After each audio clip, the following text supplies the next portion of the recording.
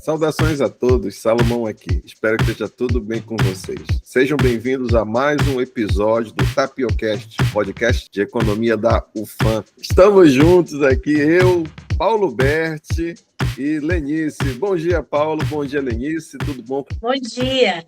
Bom dia a todos. Bom dia a você também que está nos acompanhando pelas redes sociais e também pelos agregadores de podcast. Hoje nós vamos dar seguimento ao episódio anterior e ir mais a fundo na quesito de expectativas. Lá no episódio 11 eu comentei brevemente sobre o relatório Focus, mas de um ponto de vista relativamente mais para apresentar, né, e mostrar ali as variáveis que estão ali no relatório, um pouquinho das expectativas que são criadas a partir dele, né? E no episódio de hoje a gente vai mais a fundo agora. Nós vamos aí comentar sobre as expectativas que os agentes econômicos têm sobre os principais variáveis macroeconômicas que nós estamos aí discutindo, né, ao longo aí dessa temporada. Eu estou bastante esperançoso, bastante empolgado com o assunto, ou seja, as minhas expectativas aqui são as mais altas possíveis. Então, sem mais delongas, vamos para o relatório. O relatório Focus mais recente, pelo menos no momento que a gente está gravando esse episódio, é do dia 17 de novembro de 2023. E nele, né, que eu tinha mostrado a gente já tinha mostrado para vocês anteriormente, ele vai ser composto aqui por vários indicadores macroeconômicos que são importantíssimos para a análise. Por exemplo, ele começa pelo IPCA, passa pelo PIB total, pelo câmbio e pela Selic. Essas variáveis, elas estão em negrito não à toa. Elas são ali, essencialmente, as principais variáveis macroeconômicas que nós utilizamos para fazer análise de conjuntura. Por quê?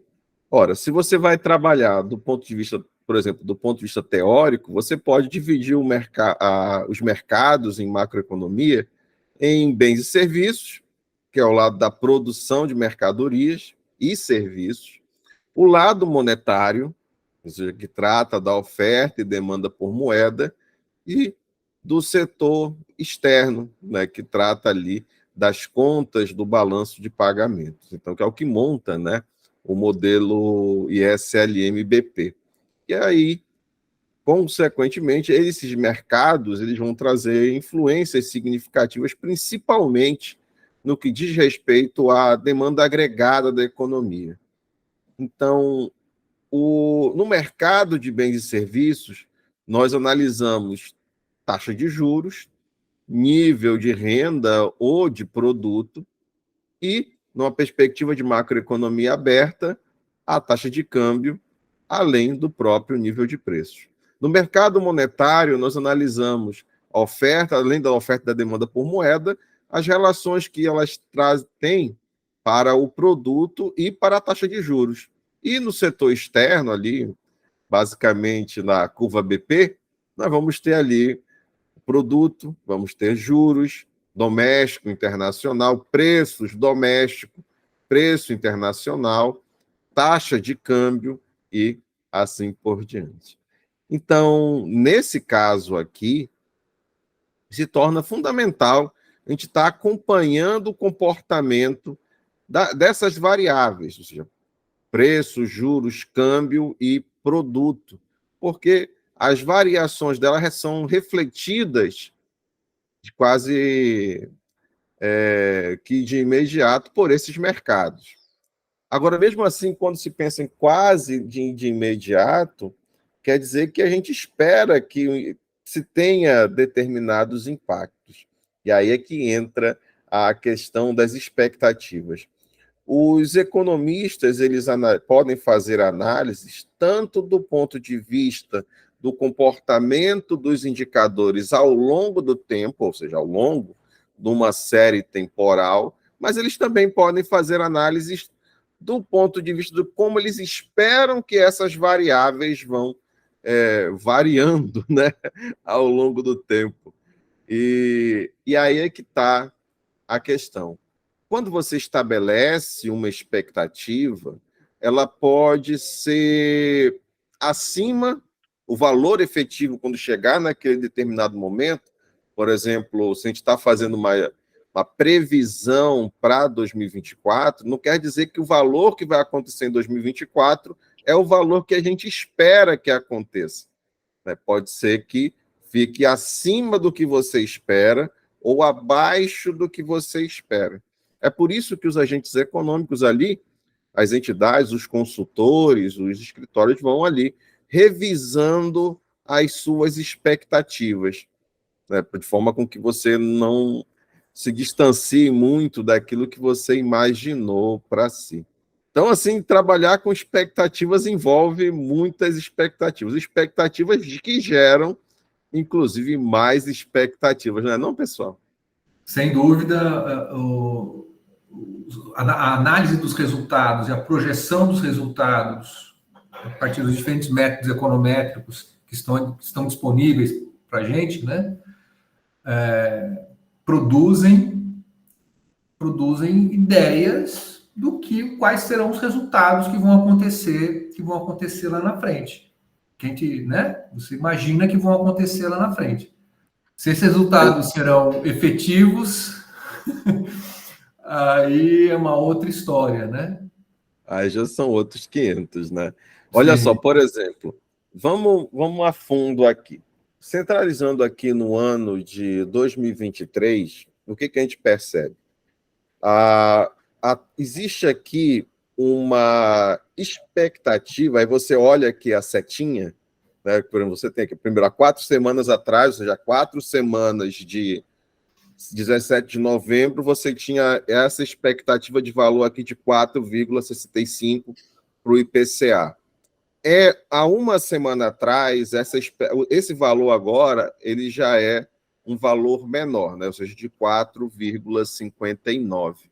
Então, isso quer dizer que está tendo aqui, ó, uma tendência a se criar uma expectativa de redução do IPCA. E aí, tanto é que você observa que aqui, ó, na coluna do comportamento semanal, vocês têm aqui uma setinha vermelha para baixo, né? Então, assim, quer dizer o quê? A expectativa é que a taxa de inflação, medida aqui, no caso, pelo IPCA, continue decrescendo ao longo do tempo, né? A menos que aconteça um choque, mas, ceteris paribus, a tendência aqui é de redução da taxa de inflação. Por um lado, as implicações macroeconômicas disso vão ser as seguintes, né? Vamos separar em mercados, né? No mercado de bens e serviços, vocês têm aqui produtos mais baratos, serviços relativamente mais baratos, não necessariamente. Aí já começa por aí, porque uma redução do índice de preço não quer dizer que os preços estão caindo necessariamente, quer dizer que a frequência de aumento dos preços está reduzindo. Então, quer dizer que se eles aumentavam anteriormente 5, 7 vezes por ano, quer dizer que agora eles vão aumentar 2, 3 vezes, ou seja, a tendência de aumento é menor do que estava sendo a anterior. E isso, de certa forma, é bom, porque mostra o quê? Que você tem uma estabilidade maior com a questão dos preços, né? Essa estabilidade que pode beneficiar o consumidor para programar os seus gastos, pode beneficiar ali o produtor também com a questão da administração dos seus custos e assim por diante. Então, a tendência aqui de redução da taxa de inflação é um sinal relativamente positivo aqui, inclusive para as metas, né, estabelecidas pelo Banco Central, no que diz respeito à taxa de juros também, já que a gente tem acompanhado, né, pelas atas do Copom, que eles estão muito de olho no comportamento da inflação para ali decidir ali sobre a flutuação da taxa de juros, né? Falando em juros, né, quando você pega aqui a Selic, né, ela está no patamar de 11,75 e a tendência aqui é manter. Aí eu alerto para vocês o que está entre parênteses aqui na coluna do comportamento semanal. Esse valor aqui, ele basicamente ele está mostrando ou seja, o quanto de, digamos assim, eles expressam que o número de semanas em que vem ocorrendo o último comportamento. Então, isso quer dizer que há 15 semanas, a expectativa do Banco Central é de que o valor permaneça ali em 11,75%.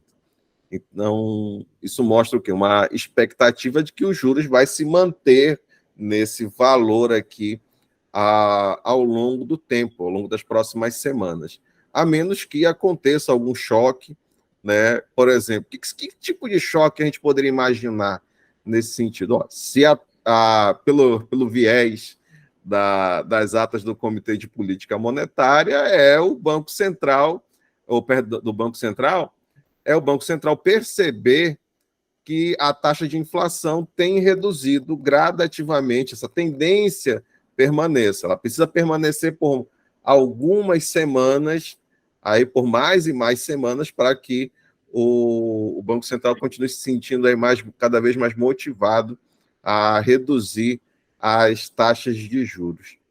E, do ponto de vista do câmbio, né, para que também ele mostra uma estabilidade aqui em torno de R$ 5 aqui, né, flutuando aqui em torno de 5. Mas ele já está menor do que 5 atualmente, não é?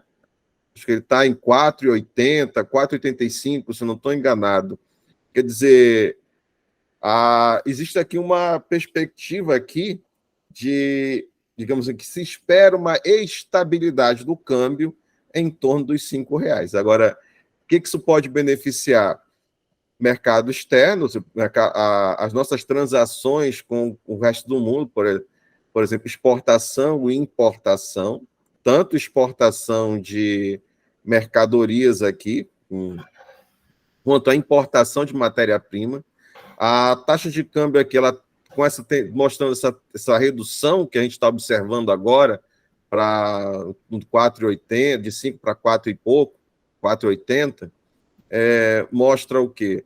Uma maior facilidade para importar, né, inclusive, não apenas bens finais, mas também bens intermediários, como também impactos nas exportações, né? Impacto nas exportações, já que a redução da taxa de câmbio, em tese, deixa os nossos produtos relativamente mais caros. Mas aí cabe a balança que a gente estava comentando aqui, eu e a professora Lenice, no episódio 10. Né? A indústria brasileira ela é altamente dependente de insumos e materiais que são importados. Então, a taxa de câmbio ela precisa ser relativamente coerente e competitiva com a infraestrutura produtiva nacional. E aí, por final, nós temos o quê? O PIB, aqui, ele coloca a variação do PIB em relação à variação do ano anterior, né, que ele coloca aqui uma expectativa de em torno de 2,85, né?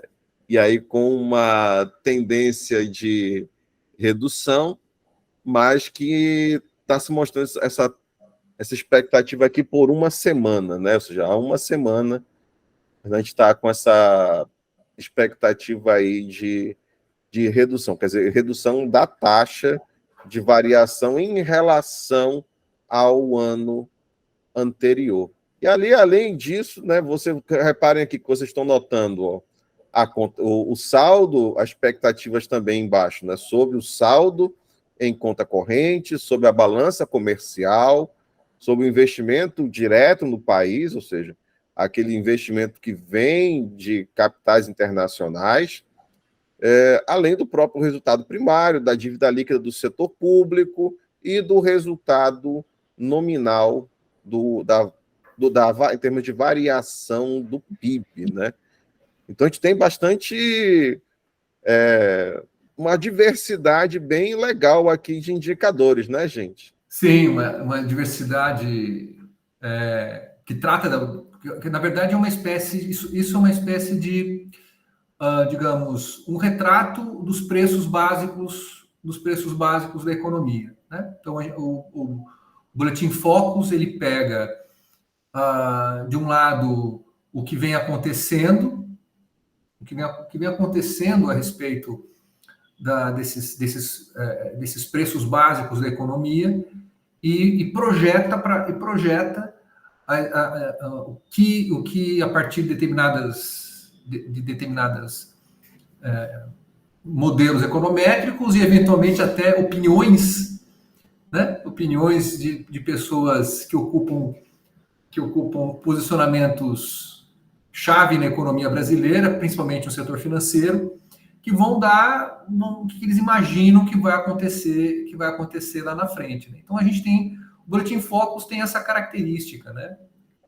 Só para complementar, depois do comportamento semanal, você tem respondentes, dois asteriscos, 5 dias úteis e respondentes, 3 asteriscos. Esses respondentes, 2 asteriscos, são dos últimos 30 dias. E os respondentes 3 asteriscos respondentes nos últimos 5 dias úteis, tá? Então, ele também faz essa comparação dos respondentes. Por exemplo, o IPCA, variação percentual, né? Primeira linha. Então, nos últimos 30 dias, você tinha 153 respondentes, tá? Nos últimos 30 dias, mais ou menos essas 4 semanas, né? E nos últimos 5 dias úteis, você teve 108 respondentes, só para o espectador entender aí essas últimas 3 colunas, tá? Comentando a respeito ainda das expectativas, né? Esse documento do Banco Central, ele faz uma apuração com empresas do mercado, né? E alguns outros mais importantes, e divulga toda segunda-feira. Então, toda segunda-feira você tem o boletim Focus informando vamos dizer assim, a visão de curtíssimo prazo daquela semana, né, das empresas que eles consultam. Basicamente, são empresas do mercado financeiro, mas também tem empresas do mercado produtivo, né, de bens e serviços. É interessante a gente olhar, já fazendo uma primeira olhada aqui, é que você está tendo uma perspectiva de redução, né, da inflação anual, né, para 4,55 ao ano, mas também você está tendo uma expectativa de redução do PIB.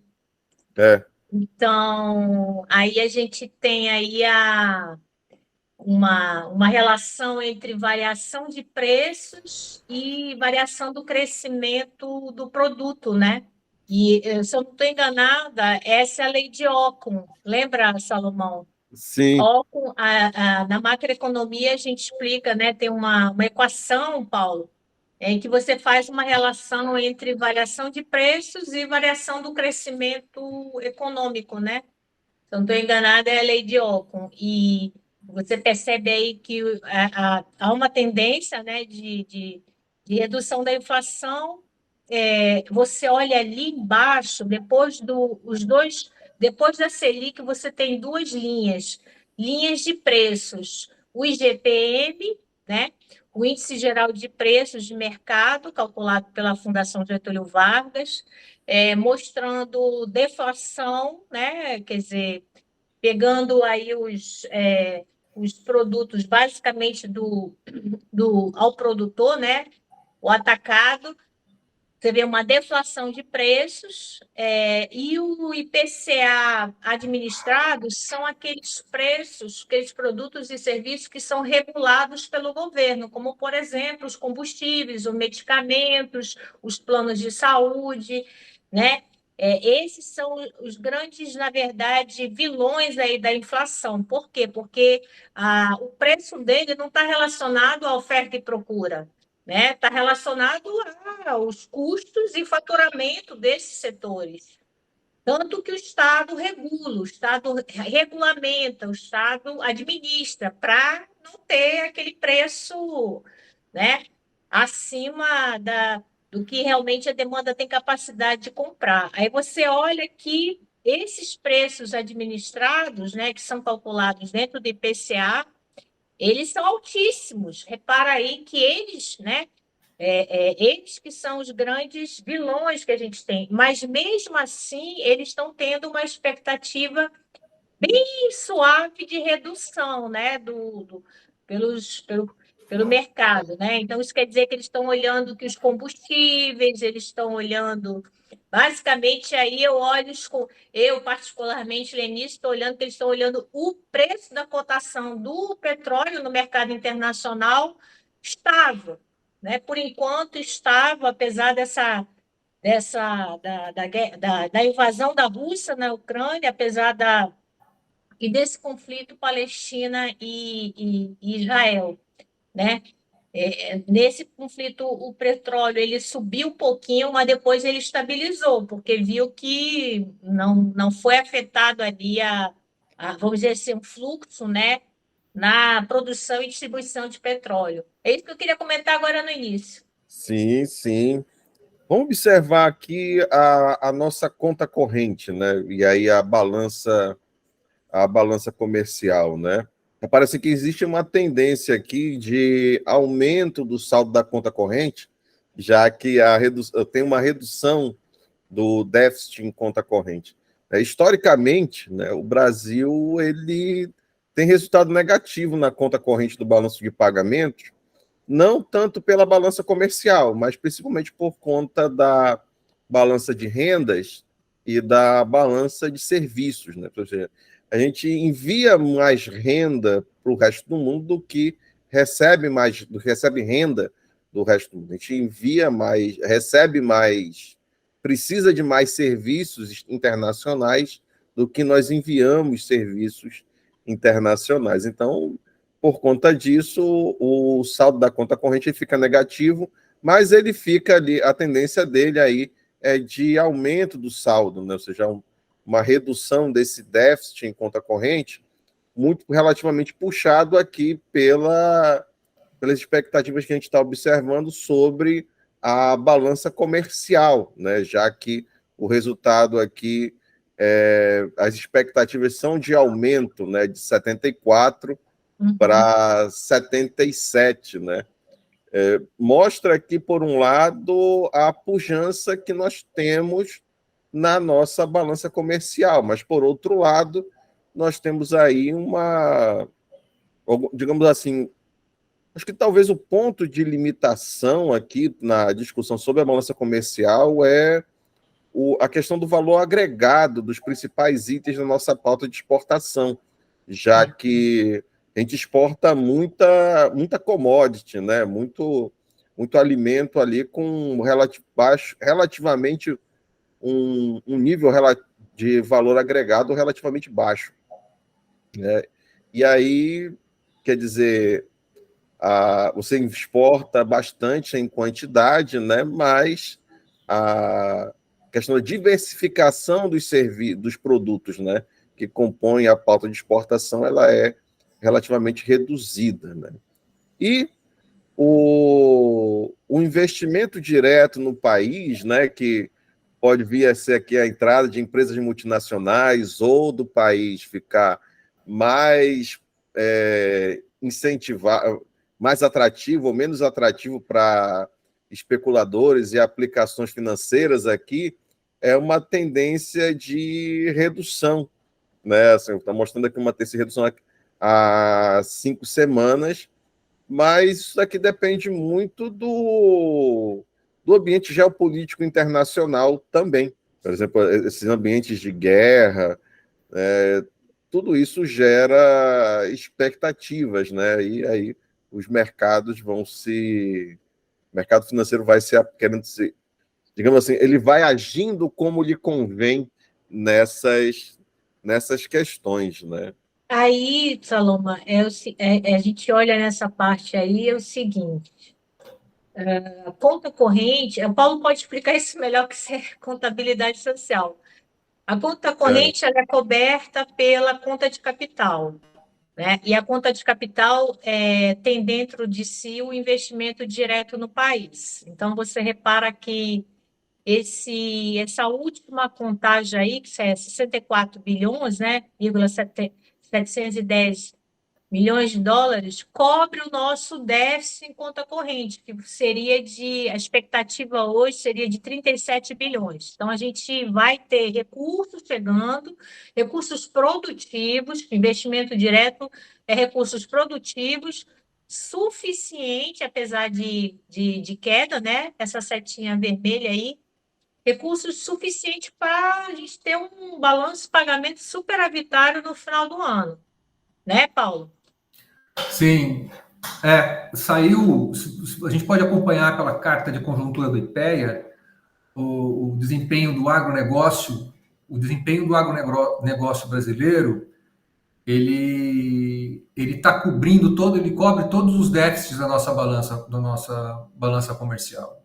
É o agronegócio, né? E a gente sai com saldo, um saldo positivo. A gente consegue ver, tem a carta de conjuntura do agronegócio do IPEA, mostra isso com bastante clareza.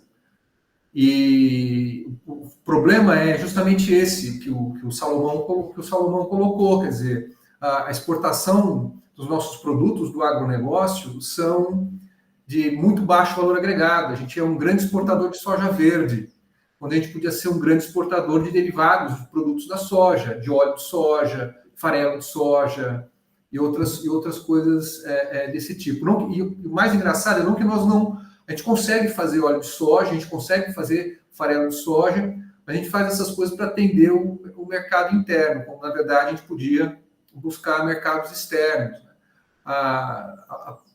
Quando a gente pega o leque de produtos agrícolas e de commodities agrícolas, está sendo feito um esforço na mudança disso, né? É sempre interessante a gente lembrar, inclusive, o seguinte, essa questão do investimento direto estrangeiro, né? A Argentina era um destino privilegiado do investimento direto estrangeiro chinês. A China vinha fazendo investimentos de transformação da agricultura argentina para exportar para a China já não produtos com maior valor agregado. Com essa situação que a China está passando, que a Argentina está passando hoje, né? Nós temos uma ótima oportunidade de desviar esse investimento externo chinês para alguns produtos brasileiros. E algumas aberturas desse tipo já foi feita, por exemplo, em Goiás, né? É muito interessante a gente lembrar o esforço que o governo vem fazendo em Goiás com o senhor Caiado lá dentro, mais umas outras figuras assim questionáveis, né? Mas que ali é um grande polo de produção do agronegócio. E o Itamaraty, os esforços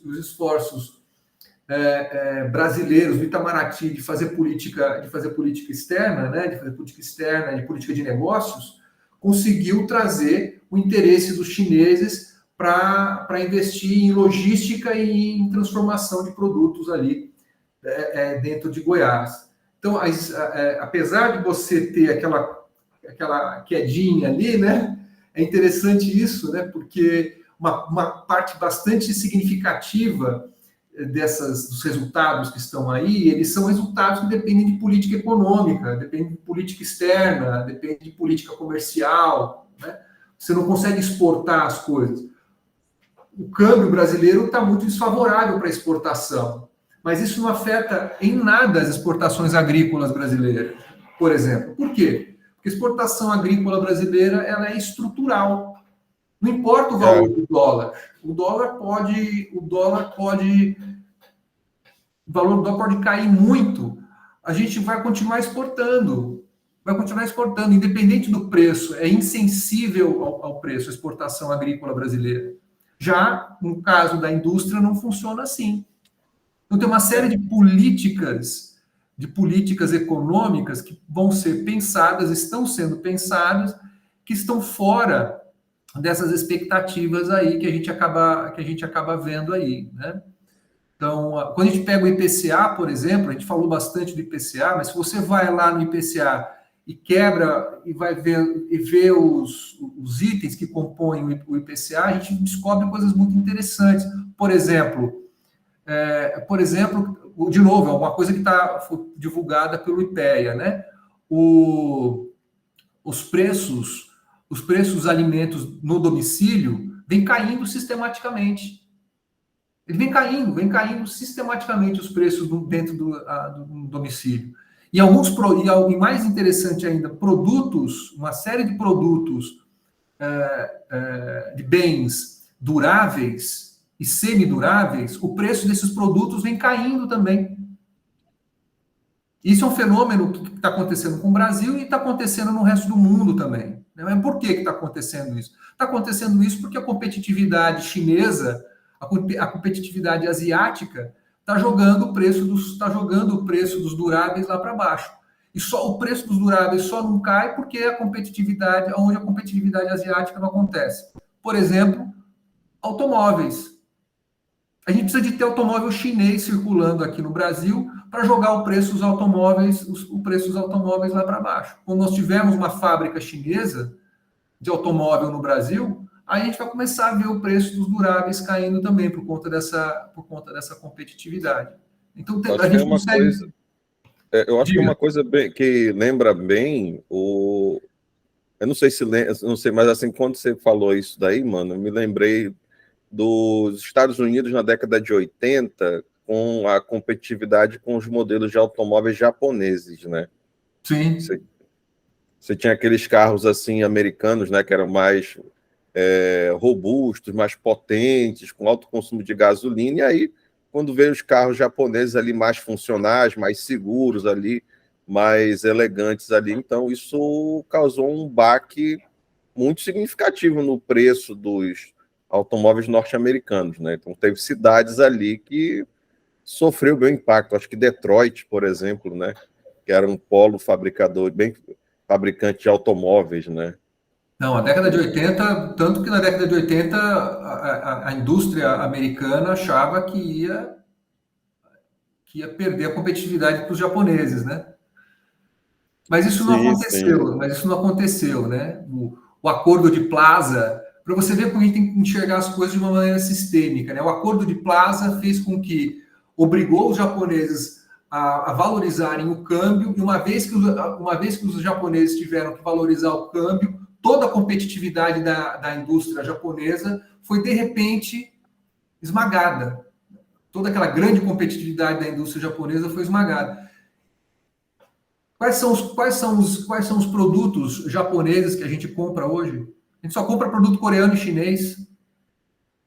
Né? Bom, mas o que eu queria falar também, que eu acho interessante quando a gente fala de boletim Focus, é começar a entender essas coisas. A economia, ela funciona assim de uma maneira mais sutil, mais sistêmica. Então, para você reduzir a taxa de inflação, quando a gente fica pensando apenas em elevar a taxa de juros, não vai funcionar. A gente tem que começar a entender que o jogo é mais sistêmico. O próprio FMI, no relatório, no Outlook dele, o Outlook deles, eles falam lá que tem que ficar atento à geoeconomia, e ficar atento à oferta de minerais raros, que a moderna economia depende. Quer dizer, o que significa ficar atento aos minerais raros? Significa, que eles não falam lá, né, mas que significa que quem controlar os minerais raros controla a economia moderna. controle, que não é um problema financeiro, não é um problema monetário, etc. Então tem que começar a enxergar as coisas com mais nuances, né? Diante e que o controle da inflação, e a inflação está caindo no mundo inteiro. O FMI coloca lá, a inflação está caindo no mundo inteiro, não é um fenômeno apenas brasileiro, assim como o crescimento lento. Só que a gente estava com uma tendência de crescimento lento antes da pandemia, teve um leve aquecimento, um aumento dessa taxa de crescimento econômico, acho que 2021 ou 2022, se eu não estou enganado, mas foi muito mais para recuperar a redução que se teve em 2020, né? E aí volta-se ali a um crescimento mais lento, um pouco mais desacelerado e tudo, né? Que é um reflexo mundial. E aí vai afetando aqui também os próprios indicadores, né? Agora, o último aqui ponto aqui do relatório, né, que ele pega, é a questão da dívida, né, da dívida pública, que ó, quando você pega aqui a dívida líquida do setor público, né, a tendência aqui de 3 semanas é de aumento, né? Só que aí você tem um aumento de 60,60 para 60,70 e depois de 60,83, né? Enquanto que você tem uma tendência de manutenção do déficit no resultado primário aqui de 1,10 e uma redução aqui do percentual que o resultado nominal tem em cima do PIB, né? Então, existe aqui um aumento na dívida líquida, né, do setor público, uma tendência de aumento, mas isso aqui também se dá por questões de, digamos assim, para você gerar ali ambiente para crescimento, né, você tem que ter ali um aumento dos gastos, pelo menos no momento inicial ali, né? E aí também vai acontecendo, ó, nós temos aí com um problema climático, né, muito grave, assim, que não é só no Amazonas, né, é no Brasil todo, né? Você tem No mundo, problemas Salomão. É, É um é problema uma, do mundo. é uma emergência climática. O pessoal não chama mais de mudança climática, né? Já chama de emergência, né? As fumaças que a gente está sentindo, sentindo as cheias ali no sul do país, período de calor, tudo isso daí reflete desastres naturais e problemas de infraestrutura que quem tem que resolver isso é o Estado. Então, quando se aí isso não está previsto necessariamente, você não prevê que vai haver cheias ou que vai haver crises de calor quando você vai aprovar ali o orçamento, né? Então, isso daí tem um aspecto importante também a ser mencionado aqui, né? Então, né, Lenice? Não, pode terminar seu pensamento. Né? Não, assim, eu fechei aqui já. Esse último bloco, a gente tem o primeiro bloco ali, o IPCA, PIB, câmbio e Selic, né? Aí o segundo bloco você tem o IPCA aberto, né? Os preços administrados, e GPM, que é um indicador de variação de preços no atacado. Aí depois você tem o setor externo, né? Com a conta corrente, balança comercial, investimento direto. E aí você vem para esse último bloco, que é a dívida líquida do setor público em relação ao PIB, o resultado primário em relação ao PIB e o resultado nominal. Na verdade, você tem aí, né, nesse boletim Focus, o consenso de Washington, que foi colocado aqui para o nosso país, né, naquelas 3 metas que era o superávit primário, o regime de câmbio flutuante, né, e o regime de metas de inflação. Então, só para o pessoal se situar, por que existe por que se analisa essas variáveis, né? Porque essas variáveis elas estão dentro do que a gente chama consenso, o macro consenso, né, que foi implantado aqui no país desde a década de 90. né? Então, essa questão aí da dívida líquida do setor público, né? A dívida líquida ela sempre vai ser menor do que um outro conceito que é também analisado, que é a dívida bruta do governo geral. A gente pode até, quem sabe, se os colegas permitirem, a gente falar sobre isso também. O Com certeza. resultado primário e o resultado nominal, né? O resultado você vai ver o superávit ou o déficit. Então, como você vê aí os sinais negativos, então são déficit, né? Déficit de 1,10% primário em relação ao PIB e déficit nominal de 7,60 em relação ao PIB. As informações dessa semana foi que o governo vai ter um rombo maior nas suas contas públicas, né? Então, provavelmente, no próximo Boletim Focus, esses dados vão estar, por exemplo, assim, esse resultado primário vai estar provavelmente ampliando, né? Diferente, não vai estar estável. Você vai ter dados bem alterados no próximo Boletim Focus, isso vai mostrar, né? Essa dívida líquida É, aumentando, o resultado negativo primário aumentando e o resultado nominal. Porque você tem uma queda nas receitas e um aumento aí da expectativa dos gastos. Então, em relação a estas variáveis aí, vai mudar muito no próximo boletim Focus. Então, só para adiantar, né? Porque isso daqui foi feito 17 de novembro. O próximo, que vai sair segunda-feira, provavelmente já vai ter uma outra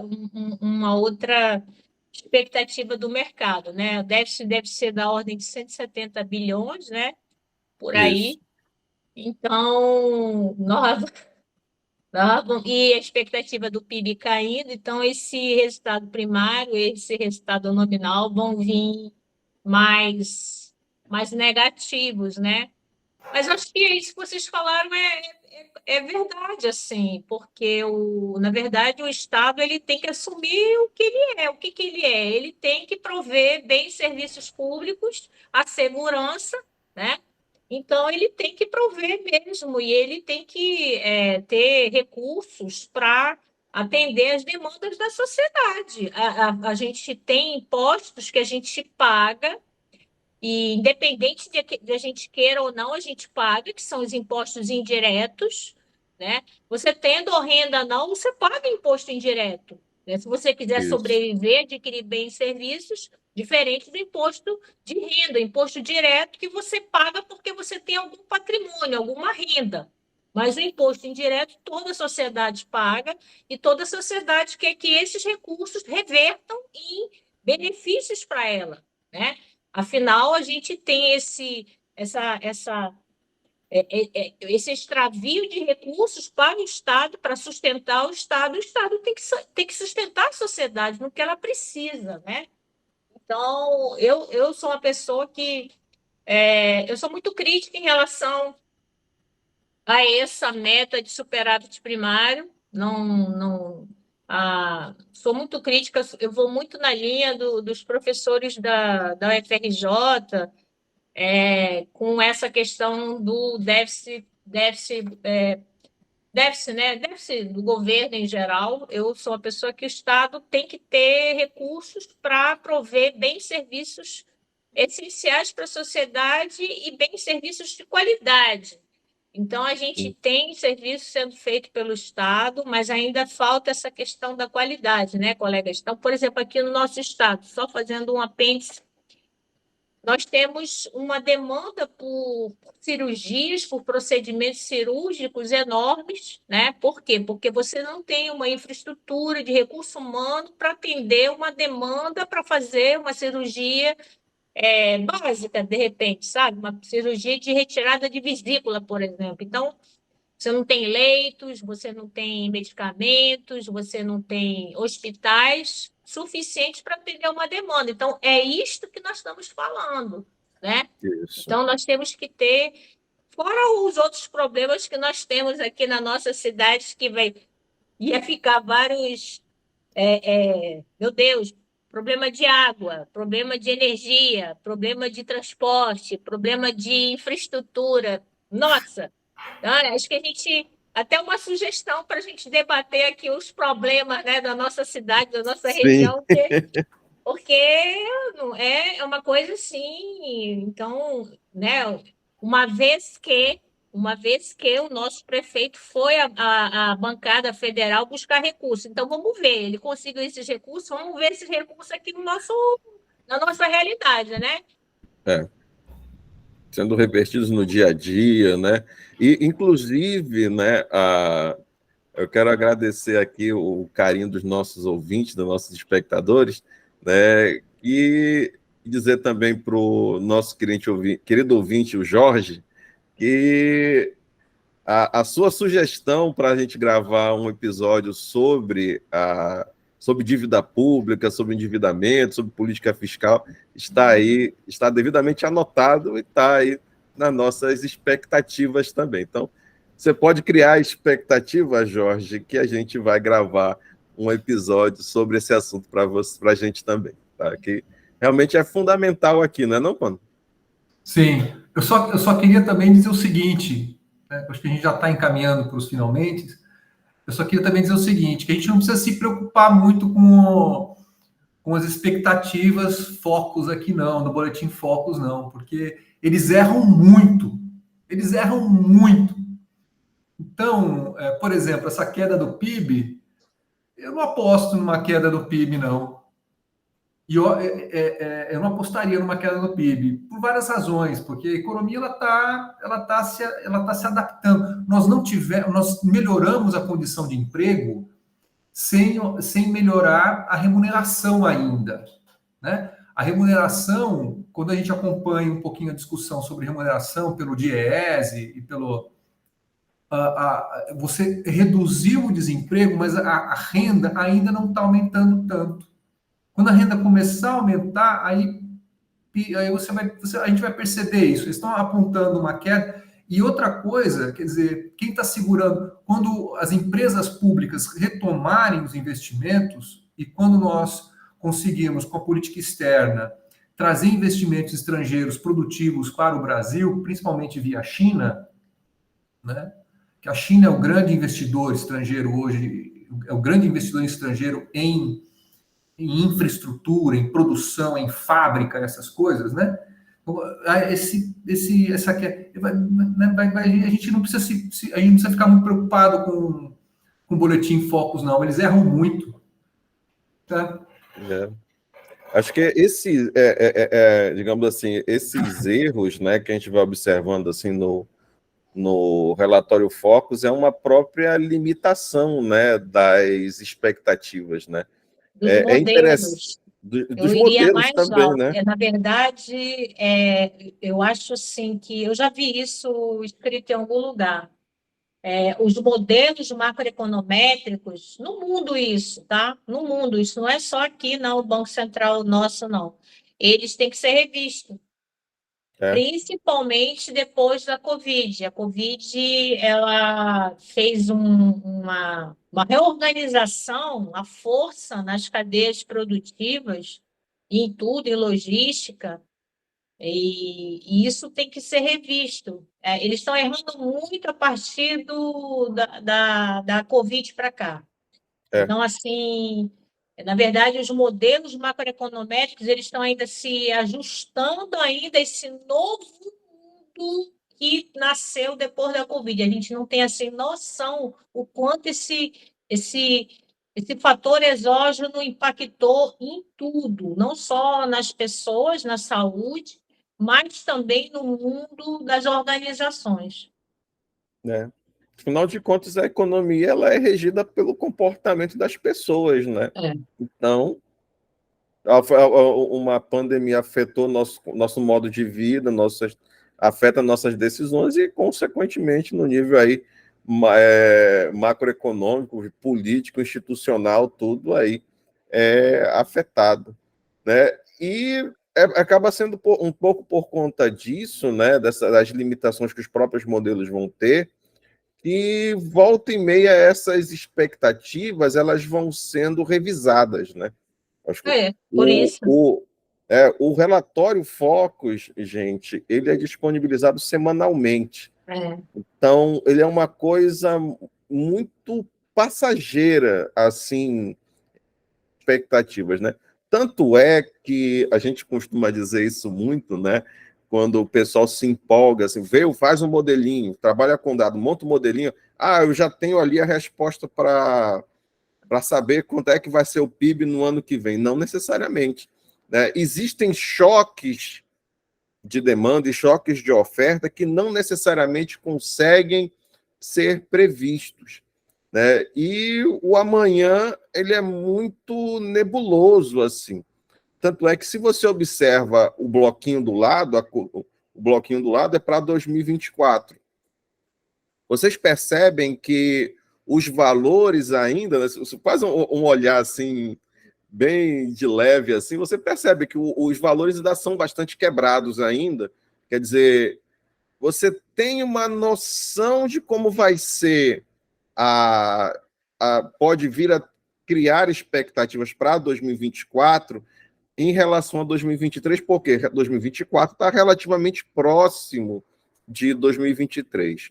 Mas quando vocês observam o comportamento das expectativas para 2025 e para 2026, vocês notam que eles são praticamente idênticos. Por exemplo, olha só, a variação de IPCA para 2025 é de 3,5, para 2026, 3,5. Do PIB, varia relativamente pouco. A variação do câmbio também relativamente pouco. E da Selic também relativamente pouco. Por que isso acontece? Porque 2026, daqui a 3 anos, está muito mais difícil de você prever. E, consequentemente, a probabilidade de ter que rever essas expectativas, ela é bastante alta. Tanto é que eu fiz um exercício, gente, o que é legal aqui, né? Professores de macro, né? Aquele momento, professores de macro. Período passado, eu estava com macro 1, e aí tinha que trabalhar com essa parte. Foi macro 2. Tinha que trabalhar com essa parte de expectativas, e aí eu sempre coloco uma questão com os dados, né? Peço, ou o relatório de inflação, ou ali a ata, né, do Copom, e aí peço para o pessoal fazer uma análise. Aí eu fiz uma montagem, porque no módulo de expectativas, que eu queria trabalhar o relatório Focus com os meninos, e aí eu pensei o seguinte, eu peguei um quadro, por exemplo, esse quadro de 2023, de 17 de novembro, né? Aí eu coloquei do lado as expectativas que se tinha do relatório Focus, tipo, de 17 de novembro do ano passado. O que eles tinham de expectativa para esse dia, né, para 2023. E os dados são totalmente diferentes. É totalmente diferente. Quer dizer, eles vão tendo que ser obrigados a ter que revisar as expectativas assim sistematicamente, né? Porque existe digamos assim, a economia ela é dinâmica, né? Dinâmica, né? Que nem o Paulo falou mais cedo, ela é muito mais sistêmica. Então, os resultados eles não se comportam de uma forma tão linear assim, né? Que nem, acho que foi uma das primeiras conversas que eu tive com o Paulo, né? A gente conversando no corredor, eu falei, olha, o problema é que muitas das vezes, né, os agentes econômicos eles querem respostas lineares para problemas que não são lineares, né, ou para situações que não são lineares. Ou seja, existe toda uma complexidade que uma resposta mais, digamos, mais mecânica não necessariamente não resolve, não necessariamente traduz ali a magnitude do problema, né, ou da situação de conjuntura econômica. Mas ainda assim, o relatório Focus ele tem uma característica que eu acho bem legal, que é justamente assim, ele mostra para a gente aqui quais são as principais, num ambiente macroeconômico, para você fazer uma análise de conjuntura, quais são as variáveis que você precisa tomar como base para fazer a sua análise? Aí ele já dá, digamos assim, uma sugestão, né? Olha, você fazer uma análise bem interessante sobre o ambiente macroeconômico, pegue essas variáveis aqui organizadas nesse formato. Aí você consegue fazer uma análise bem legal. Do passado para o presente, dá para fazer isso muito bem. Agora, do presente para o futuro, você pode fazer com moderação. Mas, gente, se a gente se deixar, a gente discute isso aqui ainda todo final de semana, né? Então... Salomão, o que eu acho de mais interessante a respeito do boletim, do Boletim Focus, é que ele reflete a opinião do setor financeiro e rentista. Essa coisa, para mim, essa é a coisa mais interessante. Assim, é impressionante como veja a projeção do PIB. Eles não querem crescimento do PIB de jeito nenhum. É 1,5%. É 1,5% que eles estão jogando para 24. Não esperem crescimento ano que vem. Crescimento não vai acontecer. É 1,5%. Essa visão a gente tem que deixar isso bem claro mesmo, que são empresas do setor financeiro e algumas grandes empresas brasileiras também, grandes grupos, né? É importante que justamente o nosso espectador tenha essa noção, né? É uma visão de um segmento da sociedade, né? De segmento que não é. Se você for analisar, fazer. E o pior é que as corretoras, elas fazem em cima disso, né?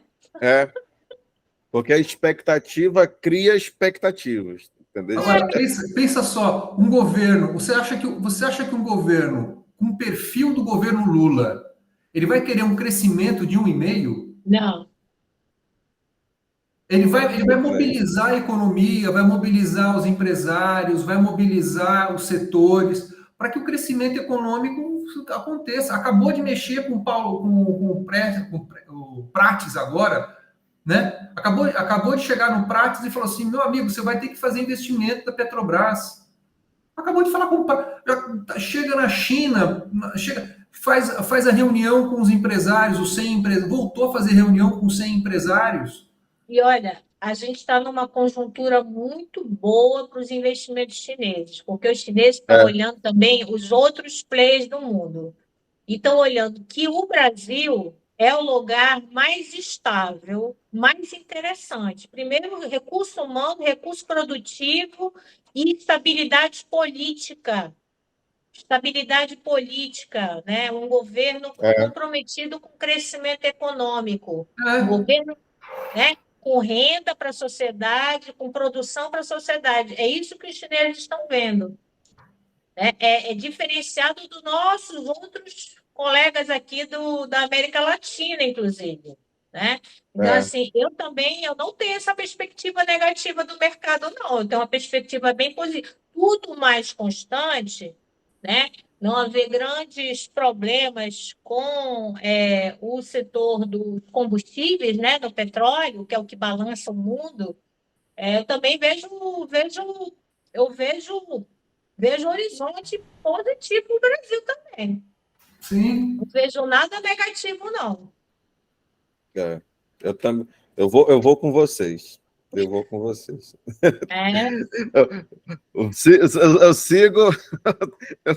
Eu sigo as nossas expectativas. E vocês, meus queridos espectadores, quais expectativas de vocês aí para a economia brasileira nos próximos trimestres?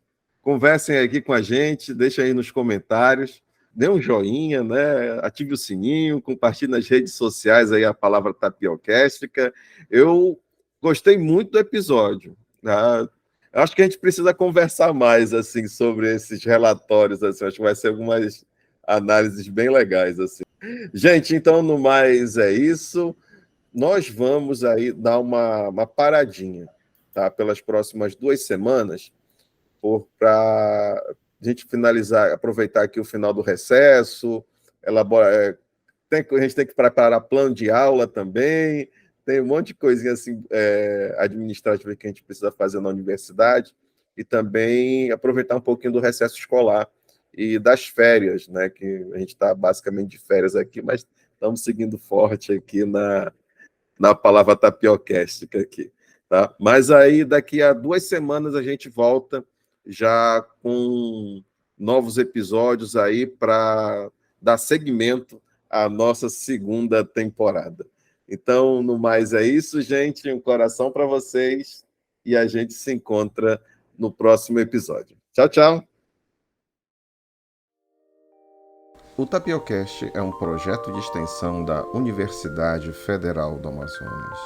Apresentação: Lenice Sá, Paulo Berti e Salomão Neves. Roteirização: Maria Eduarda Braga. Edição: Salomão Neves.